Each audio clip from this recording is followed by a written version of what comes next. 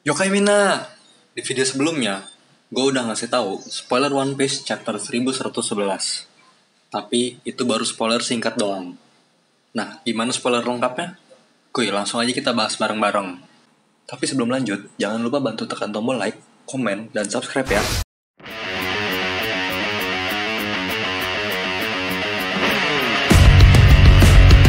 Yokai, itu zone, Mina!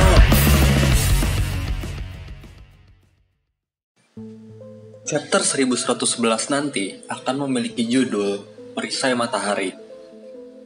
Color Spirit di sampul, nanti kita akan melihat kru topi jerami, Vegapunk, Bonnie, dan Kuma sedang makan kentang goreng di atas sekelompok ubur-ubur.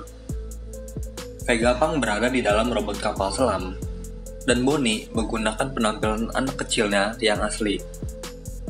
Dia makan kentang goreng bersama Nami dan Chopper.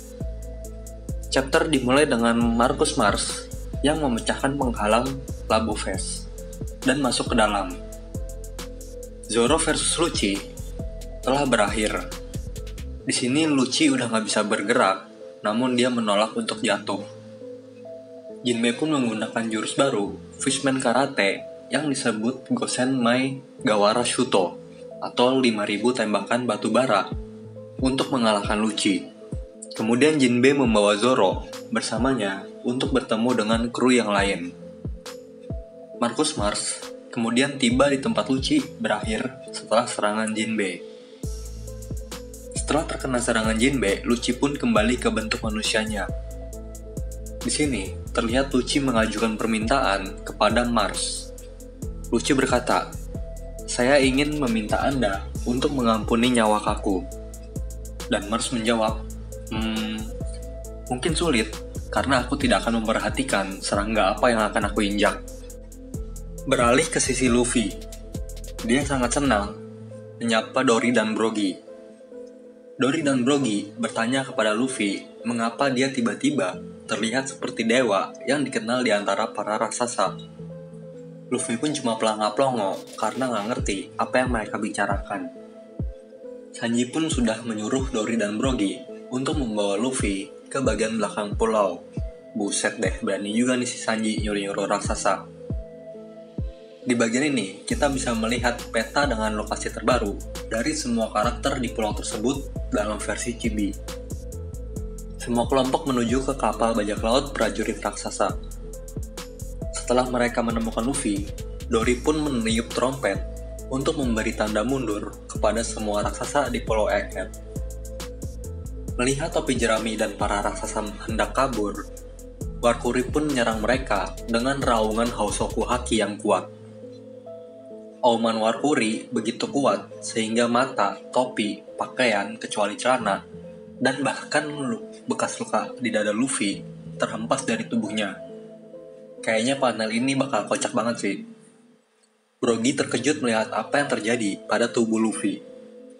Saking kuatnya Housoku Haki Warkuri, bahkan bisa mencapai kapal perang Marine di laut, membuat beberapa Marine pingsan. Tak sampai di situ, Warkuri pun mengubah dua taringnya menjadi pisau dan menyerang Luffy. Namun Dory dan Brogy dengan sigap menggunakan Svalin atau perisai matahari untuk memblokir serangan Warkuri. Svalin adalah perisai legendaris dalam mitologi Nordik yang berdiri di depan matahari, melindungi dunia dari panasnya. Kemudian Dory dan Brogy bersama-sama menggunakan serangan Skillja atau pemisahan untuk mendorong Warkuri mundur. Saturn menyerang Dory dan Brogy dengan melontarkan bola-bola ledakan beracun ke arah mereka. Nah, di sini nih, Luffy menyulap tongkat baseball dan sebuah topi, kemudian dia memukul balik semua bola racun itu.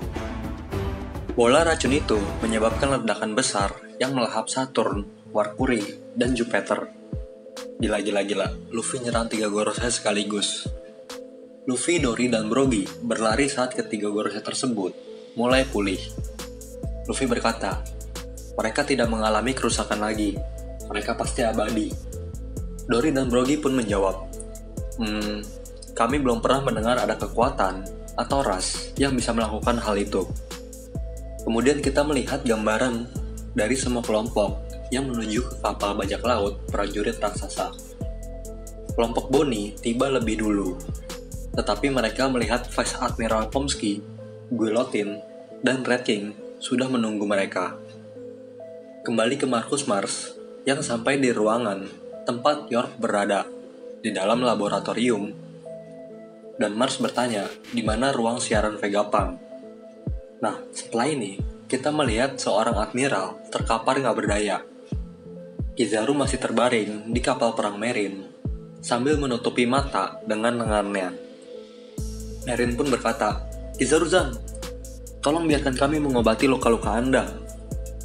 Kizaru yang sudah kelelahan dan penuh luka pun menjawab, "Aku memang terluka, tolong biarkan aku beristirahat." Di halaman terakhir chapter 1111 ini, Merin melaporkan ada sesuatu yang muncul di pantai barat laut Pulau Egghead.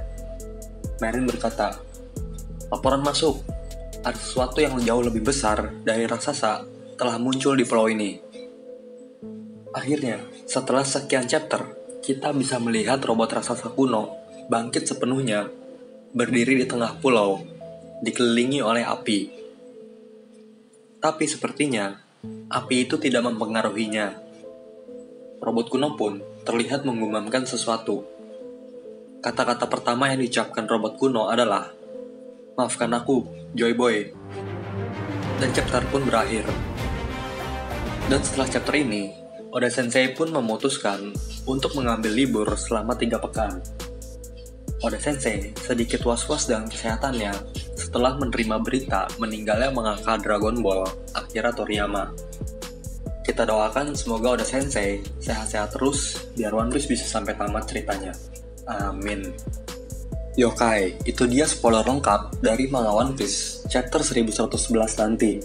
Gila sih, kita bakal disuguhkan dengan banyak pertarungan yang menampilkan jurus-jurus baru juga. Komen deh, bagian mana yang paling kalian tunggu-tunggu. Dan tulis juga di kolom komentar, selanjutnya gue harus bahas apa lagi.